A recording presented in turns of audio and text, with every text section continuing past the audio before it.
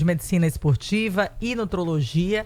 E o verão, né, doutor, começou oficialmente e com ele chegam as altas temperaturas, tempo fica com aquela sensação de mais secura e a hidratação ela se tornou uma das principais recomendações, um dos pilares, né, da prevenção, e o Jornal da Mix hoje está repercutindo isso.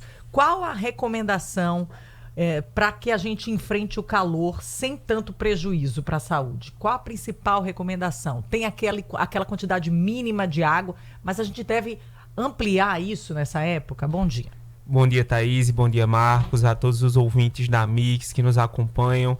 Isso mesmo, Thaís, o verão chegou ontem, né? A gente vive em uma cidade ensolarada o ano inteiro, mas as altas temperaturas realmente aparecem nessa época do ano.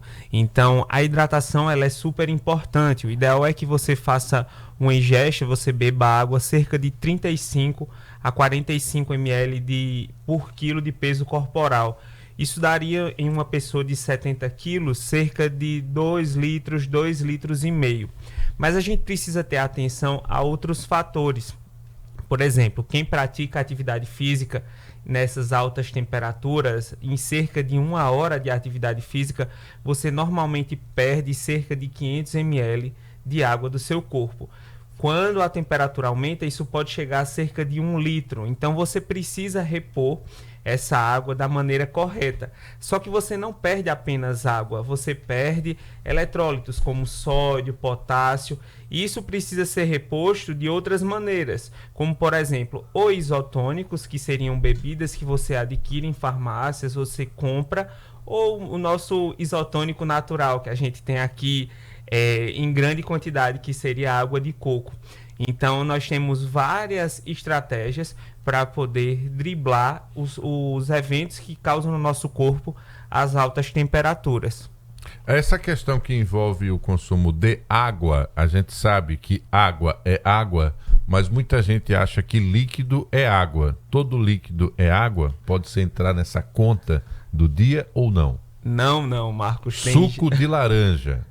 Entra na soma para bater os 3 litros para quem ganha, ou quase, né? 3 litros para quem tem 70 quilos? Entra sim. Quando a gente trabalha com frutas, com alimentos naturais, a gente considera. Mas a partir do momento, tem gente que acredita que tomar refrigerante, fazer uso de bebida alcoólica, entrará na quantidade de água que você tem necessidade ao longo do dia.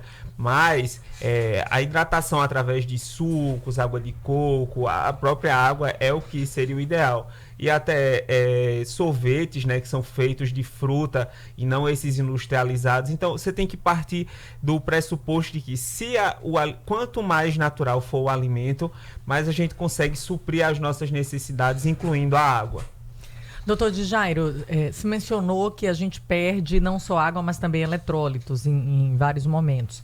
Então, especialmente para quem treina ou para quem trabalha ao ar livre, quando é que a gente deve repor esses eletrólitos? A gente precisa repor com suplementação ou só nos alimentos mesmo? Essa sua pergunta ela é muito pertinente. Por quê? Não é o atleta de final de semana ou quem treina esporadicamente que precisa suplementar com isotônico. Isso aí seria mais para atletas de alto rendimento. Você suplementaria de maneira indireta, como eu falei, através da água de coco, mas isso não é uma rotina, até porque você pode ter um aumento no sódio, potássio, justamente por uma suplementação exagerada. A gente precisa ter esses dois grupos, né? As pessoas que praticam atividade física de maneira profissional, que seriam os atletas de alto rendimento, e pegando esse gancho que você fez dessa pergunta, eu quero trazer até outro ponto.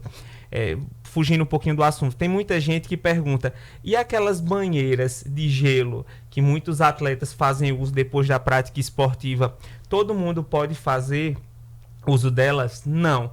Por quê? Porque são situações específicas. O atleta de alto rendimento, ele acredita-se que ele tem uma saúde sem problemas crônicos de saúde, hipertensão, cardiopatia, que a gente consegue dar seguimento e o atleta pode sim fazer uso de terapias como essa, de você ser imerso em banheiras de gelo para poder melhorar a recuperação muscular. Disseminou a informação de que aquilo sempre vai fazer bem, né? Faz um bem danado para a saúde, mas é importante esse alerta, né? Nem todo mundo pode se aventurar numa banheira de gelo. Né? Isso mesmo, e se você perceber, a banheira de gelo, ela não é usada em todos os treinos. Ela é utilizada em competições, quando o atleta está numa maratona, no Ironman, numa competição de triatlon, duatlon.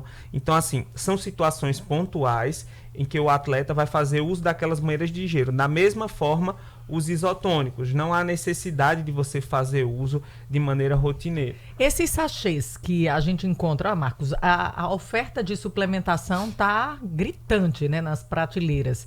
Esses sachês de eletrólitos, sachês de... são substâncias que servem como pré-treino, né? E que vem ali várias coisas. Taurina, tirosina, é um monte de coisa, né? Leucina. E aí você realmente fica na dúvida. Eu posso tomar isso? Eu não posso tomar isso? Eu vou fazer uma caminhada num domingo pela manhã. Eu posso tomar esse sachê de eletrólito? Posso colocar na água aqui misturar? Então, assim, são muitas dúvidas. O cidadão comum que está ali, que é um iniciante na atividade física, mas que tem uma atividade física regular, ele pode comprar, pode usar essas coisas? Thaís, essas ofertas, né, desses sachês, a gente tem carboidratos, mas tem outras substâncias associadas em diversos produtos. Então, o ideal é que você realmente tenha um acompanhamento profissional para que possa te orientar. A pessoa que faz atividade física de 30, 45 minutos, está caminhando ali na orla, ela provavelmente não terá necessidade de fazer o aporte desse tipo de substância durante aquela atividade física, porque o próprio café da manhã ou uma hidratação esporádica com água de coco dará um suporte necessário. Mas o atleta, a pessoa que pratica atividade física por mais de 1 hora, você está correndo 5 quilômetros, 10 quilômetros, aí após 1 hora de atividade física, você precisa fazer a suplementação com esse tipo de substância para poder repor carboidrato e até os íons que você perde. Mas existem várias substâncias que podem ser associadas. Por exemplo, a gente pode ter, como você falou, cafeína, taurina. Então, pessoas que tenham problemas de coração já não poderão fazer uso dessas substâncias. Mas, ao mesmo tempo que nós temos desses produtos com uma quantidade de substâncias reduzidas, só com carboidrato. Então, a orientação básica, ela precisa ser feita para que você não cometa erros. E pegando mais um ponto com relação a essa temática que você falou, da prática de atividade física por pessoas que não têm uma rotina, a gente precisa ter atenção com relação à temperatura, o horário de fazer essas atividades físicas. Porque uma pessoa que faz uma caminhada de 3 quilômetros, 4 até 5, às 7 da manhã, é completamente diferente da pessoa que faz essa mesma caminhada às 11 horas da manhã. Porque o esforço que o nosso corpo tem que fazer para manter a temperatura do nosso corpo adequada nesses dois horários é completamente diferente.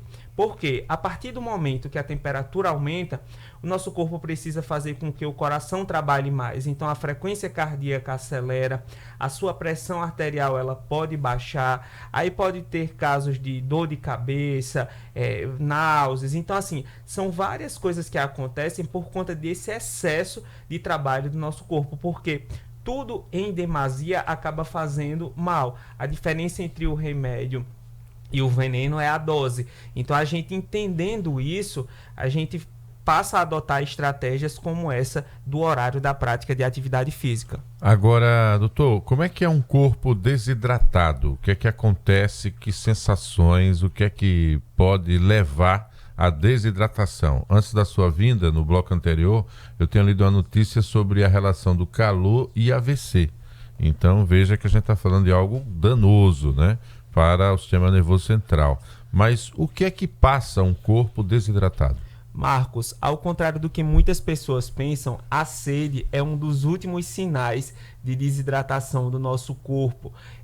Os primeiros sinais que a gente pode ter são a coloração da urina, Muitas vezes a gente está com a urina de cor muito amarela, laranja, até mais escura. Então, esses sinais acabam sendo os sinais iniciais. Dor de cabeça, você fica um pouco nauseada, aquela sensação de indisposição, é como se você estivesse muito cansado, e quando na verdade é a falta de hidratação.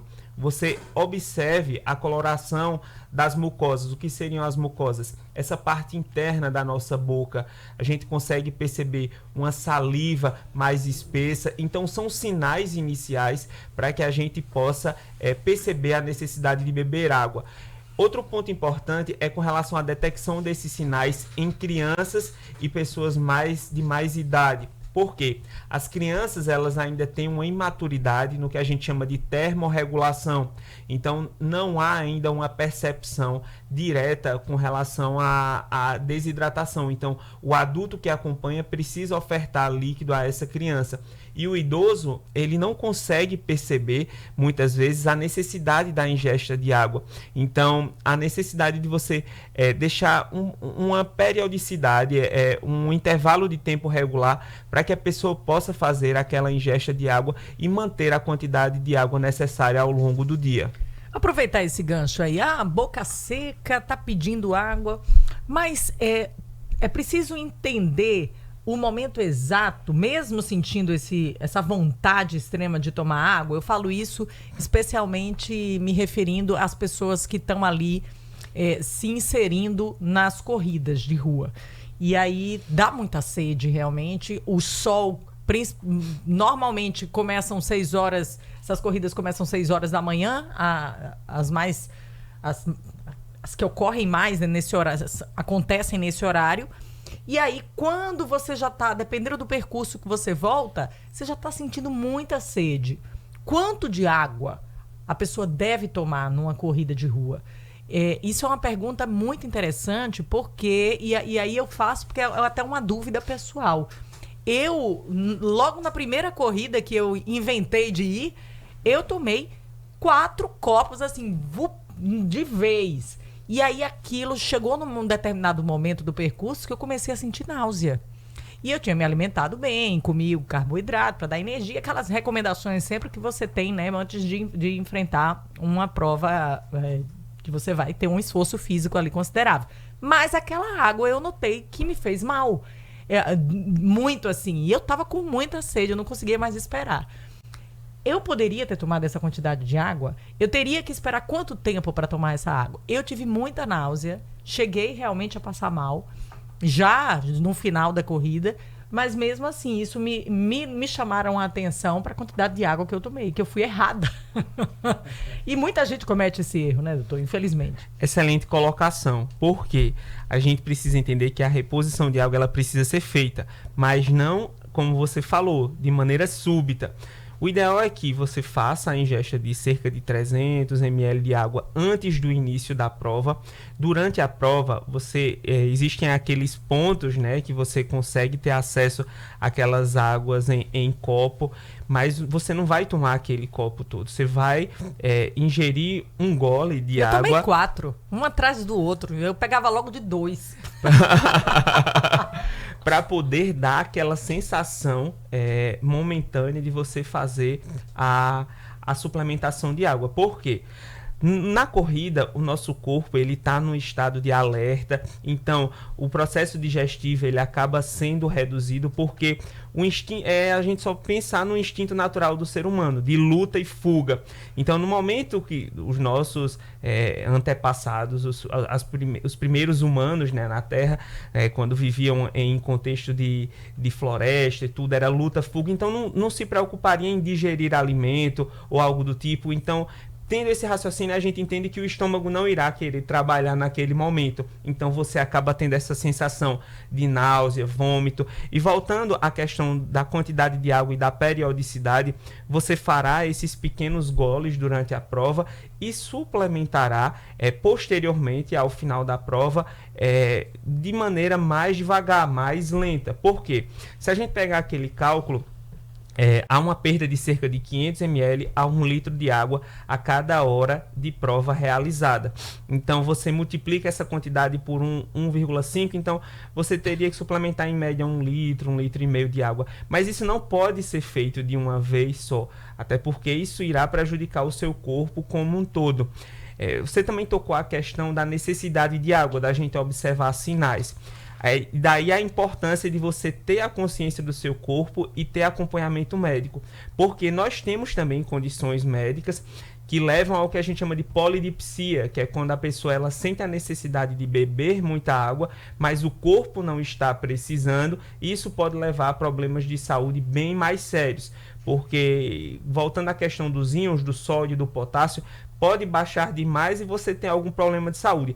Então, isso em comparação com a grande população, isso tem chance pequena de acontecer, mas como nós estamos em um meio de comunicação, de informação, a gente precisa trazer isso também para o nosso público, que também existe. Então, são várias situações que precisam ser analisadas individualmente e você precisa ter consciência do que você possa ter, seja uma pressão alta, seja diabético, porque o paciente diabético ele não vai ter condições de realizar uma prova sem uma suplementação correta, por exemplo, de carboidrato, porque na metade da prova o carboidrato dele, a glicemia pode baixar muito e ele passar mal.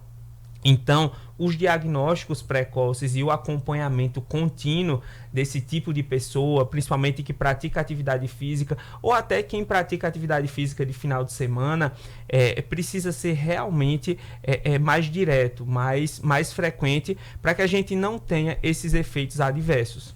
Pois é, tomar água, veja só quanta revolução acontece no seu corpo quando ele está bem equilibrado, bem hidratado, para você encarar também a realidade do verão, tá? Esse assunto não se esgota aqui, até porque a gente sabe que o Dr. Jairo vai trazer outras novidades a respeito desse universo tão importante sobre nutrição e saúde, né? Que é fundamental para a gente manter um equilíbrio na nossa vida. Queria agradecer sua presença durante o ano, né? Lhe desejar aí um Feliz Natal e que em 2026 a gente volte a se encontrar. Será um prazer voltar a falar de saúde, de ciência e principalmente de levar boa informação para quem nos acompanha. Feliz Natal, próspero Ano Novo. Muito obrigado, Marcos, Thaís, e a todos que nos acompanham. Feliz Natal e um excelente Ano Novo a todos. Pois é, aqui nós nutrimos um grande respeito pelo seu trabalho. Gostou? Muitíssimo obrigado. Gente, e a regra a palavra de ordem é hidratem-se, tá? Agora saibam a hora certa de beber, não façam como eu, não. Tomei 4 glute aqui, ó. 4 copos. Não deu em nada, ainda fez errado, né? Caramba, mas a sede tava demais, meu filho, tá? Parecia que tava no deserto do Kalahari, você não tem noção da sede, mas depois eu me arrependi. Pois é, 7 horas e 16 minutos. Olha, deixa eu te fazer uma pergunta, tá?